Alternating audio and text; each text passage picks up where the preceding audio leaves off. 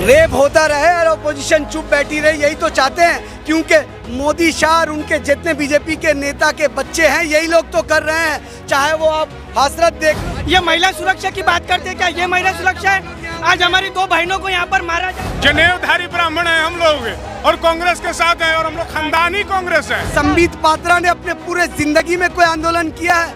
बस बैठकर कॉमेडी करते हैं। तो उनको कपिल शर्मा शो में भेजना चाहिए। देश के लोग हंसने को बहुत अब तो रो रहे हैं ना। अगर महिलाओं को इस देश में सुरक्षित रहना है तो इस सरकार को हटाओ और कांग्रेस को लाओ। करीब जो है वो 1.5 से 2 घंटे का समय हो गया है। लगातार जद्दोजहद जो जारी है, पुलिस कांग्रेस के कार्यकर्ताओं को यहाँ तक जो है धकेलते ले आई है। क्या कहेंगे आप खुद देखिए, हम लोग कोई आतंकवादी है? हम लोग शांतिपूर्वक घेराव कर रहे थे, हमें आगे जाने से रोका गया। आगे जाने से तो रोका गया, हमारे साथियों को गिरफ्तार किया गया। जब हम लोग वापस आ रहे हैं फिर भी इन लोगों को पुलिस बल, देखिए आप किस तरह से मोदी सरकार के इशारों पे काम कर रहा है, हमें धक्के मार रहा है। महिलाओं का सम्मान ये है, इनका महिला सम्मान ये करते हैं, महिलाओं का सम्मान देखिए आप खुद। तो मैं यही कहना चाहती हूँ, अगर महिलाओं को इस देश में सुरक्षित रहना है तो इस सरकार को हटाओ और कांग्रेस को लाओ। लेकिन वो तो कह रहे हैं कि जिस तरह राहुल गांधी गए हैं परसों कल रेप के लिए, तो वो कह रहे हैं कि रेप पर राजनीति हो रही है। रेप पर राजनीति नहीं हो रही है। आप खुद देखिए, अगर कोई हमारे नेताओं का काम ये होता है कि जहाँ पे संवेदनाएं प्रकट करने जाते हैं तो क्या वो राजनीति होती है?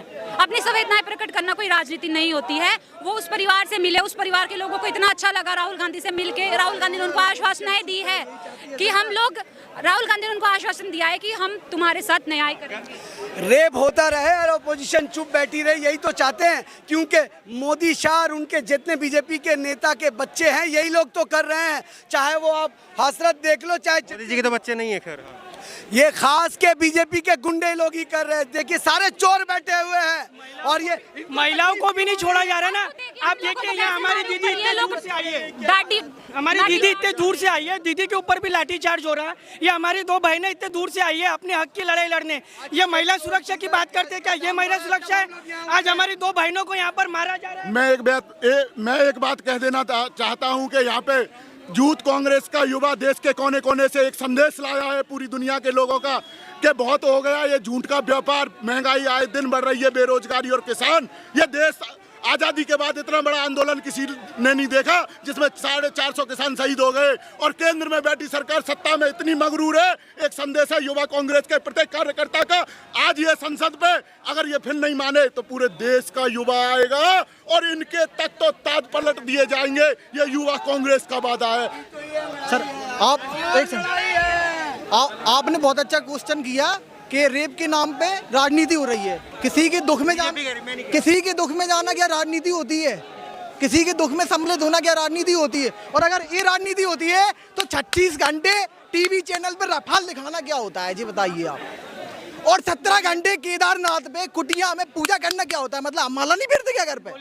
बताइए क्या मतलब हम कांग्रेस में है तो मुस्लिम है, आप बीजेपी में तो हिंदू है। ऐसा नहीं होता है धर्म के नाम पे। जनेऊधारी ब्राह्मण है हम लोग और कांग्रेस के साथ है और हम लोग खानदानी कांग्रेस है। कांग्रेस में है तो मुस्लिम का ठप्पा लग जाता है। कहाँ दिखा रहे जनेऊधारी ब्राह्मण है? हम दिखाइए। बीजेपी वाले लगाते हैं, RSS वाले लगाते हैं। इस पार्टी में कोई जाति, कोई धर्म, कोई हिंदू मुस्लिम एक साथ कदम से कदम मिलाकर हम लोग चलते हैं। हमारे यहाँ हिंदू मुस्लिम नहीं देखा। हम लोग इंसानियत मानते हैं भैया, हम लोग धर्म नहीं मानते हैं। ये एकता है हमारे पार्टी की। ये मुस्लिम और बीजेपी जो है वो केवल धार्मिक उन्माद फैलाना चाहती है। राहुल गांधी सड़कों पर लगातार जिस तरह से उतर रहे हैं, क्या वो आगे भी जारी रहेगा? एकदम जारी रहेगा और आंदोलन के रास्ता ही है हम लोग के सत्ता तक पहुंचने का। क्योंकि मोदी सरकार जो है देश की मीडिया, देश के जो भी सोशल नेटवर्क है उस पर अंकुश लगा रखा है। और आप भी मोदी के खिलाफ में चलाओगे तो आपका चैनल बंद करने का काम मोदी करेगा। आपको भी जेल में न डाल दे भैया, बच के रहना। क्योंकि ये चोरों की सरकार है, गुंडों की सरकार है। बीजेपी कहती है राहुल गांधी एक बार आते फिर छुट्टी पे चले जाते हैं। आप खुद देखिए, आए दिन राहुल गांधी, आए दिन दिल्ली की सड़कों पे, पूरे भारत की सड़कों पे राहुल गांधी आज सड़कों पे है।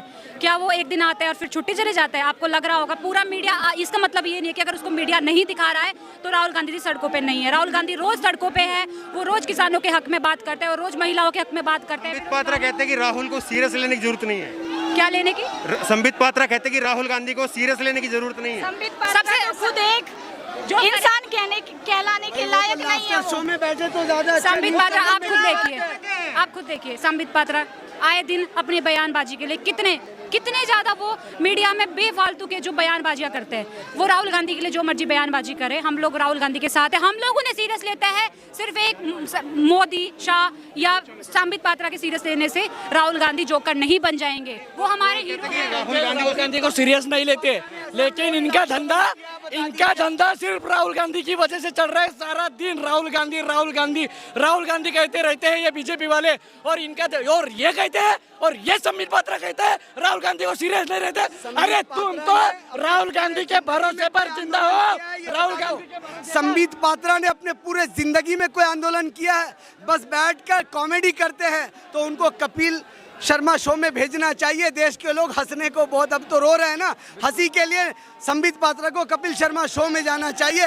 राजनीति करने की जरूरत नहीं है। देश का किसान भूखा मर रहा है, जवान बेरोजगार है, और उसके बाद इन पे हंसी छूट रही है। इनको अफसोस नहीं होता। ये अच्छे दिन थे, अगर ये अच्छे दिन थे, अच्छे दिन थे। कौन कहता है राहुल गांधी को अगर सीरियस नहीं लेते ये लोग, तो राहुल गांधी एक छोटा सा शब्द निकालते हैं तो पूरे भाजपा की जो टीम है, मंत्रिमंडल, मुख्यमंत्री, पूरे टीम उसको काउंटर करने पर क्यों लग जाती है। जब राहुल गांधी को सीरियस नहीं ये लोग लेते, तो राहुल गांधी कहीं जाते हैं तो उसके पीछे क्यों पड़ जाते हैं ये लोग। संबित पात्रा ने ये कहा कि आप पेगासस जासूसी कांड का मुद्दा उठा रहे हैं, तो कह रहे हैं कि राहुल का फोन कौन टेप कराएगा, उसमें क्या मिलेगा, वो डोरामेन मिलेगा, इस तरह। देखिए मैं आपको बताऊं, ये प्रजातंत्र है, इसमें सभी को स्वतंत्र अपनी प्राइवेसी छुपाने का अधिकार है कि नहीं है। तो इसमें अपनी प्राइवेसी को पेगासस के थ्रू लीक करने का जो काम किया है वो मोदी जी ने किया है, और इसका जो नेगेटिव पॉइंट बनेगा वो अगले लोकसभा चुनाव में जनता मोदी जी को दिखाएगी कि कैसे ये 2012 में जब अन्ना हजारे जी जब रामलीला मैदान में आंदोलन करते थे तो ये बोलते थे कि देशभक्ति है। ठीक है, मैं मानता हूँ देशभक्ति है। किसान 1 साल से बैठा है, एक को ये क्या है, मुझे मोदी जी जवाब दें। मैं आपके न्यूज़ चैनल के थ्रू से पूछना चाहता हूँ, एक किसान 1 साल से दिल्ली की सरहद पर बैठा है, सरहद के अंदर नहीं आने जा रहा है, ये कौन सी देशभक्ति है? मोदी जी मुझे इसका जवाब दें। राहुल गांधी को ये कह रहे सीरियस नहीं। जब राहुल गांधी जी ने कहा था कि एक बहुत बड़ी महामारी आने वाली है देश में, तब भी इन्होंने सीरियस नहीं लिया। नुकसान किसका हुआ? जब ये कहते हैं सीरियस नहीं लेना चाहिए, नुकसान पूरे देश का हुआ। 130 करोड़ लोगों का नुकसान हुआ। इनका तो कुछ जाता नहीं है। ये अडानी अंबानी के घर में किसान बैठा है, उनसे मिलने नहीं जाएंगे। अंबानी के घर में बच्चा पैदा होगा तो बधाई लेने जाते हैं मोदी जी, वहाँ जाके बधाई ले लोगे। और यहाँ पर किसान के बच्चे बैठे हैं, बूढ़े बैठे हैं, महिला बैठी है, बुजुर्ग बैठे हैं, छोटे छोटे बच्चे, कितने लोग मारे गए, पर इनके आंखों में एक आंसू नहीं आता। और ये कहते हैं राहुल गांधी को सीरियस नहीं। राहुल गांधी जी के लिए कहते हैं कि इनको सीरियस नहीं लेना चाहिए। मुझे कहते हुए बहुत हंसी छूट रही है कि बीजेपी के जो सारे नेता हैं उनके पास कोई काम ही नहीं बचा है। सिर्फ और सिर्फ उनके पास एक ही चीज़ है कि गांधी परिवार या राहुल गांधी जी को कैसे टारगेट करके वो अपनी राजनीतिक रोटियां सेक सकें। अगर राहुल गांधी, स्मृति ईरानी जो है वो लगातार प्रोटेस्ट करती थी सिलेंडर लेकर के, कभी चूड़ियां भेजना। हाँ, वही उसी बात पे मैं कहना चाह रहा हूँ कि जब 2014 से पहले कांग्रेस की गवर्नमेंट थी तो यह लोग धरना प्रदर्शन करते थे, कांग्रेस उनकी सुनती थी। पर आज हम लोग धरना प्रदर्शन कर रहे तो हमको संसद तक भी नहीं जाने दे रहे। ये इस मोदी को डर है कि हम कहीं वहाँ तक पहुँच गए तो आने वाले चुनाव में राहुल गांधी जी देश के प्रधानमंत्री बन जाएंगे। कांग्रेस ने 70 साल शासन किया देश में। 70 साल में पेट्रोल 70 रुपए हुई, मतलब आप रेशियो देखेंगे तो 1 साल में 1 रुपया बढ़ा, और इन्होंने तो 7 साल में 110 कर दी। इसका जवाब कौन देगा? इसका जवाब मोदी जी को देना पड़ेगा।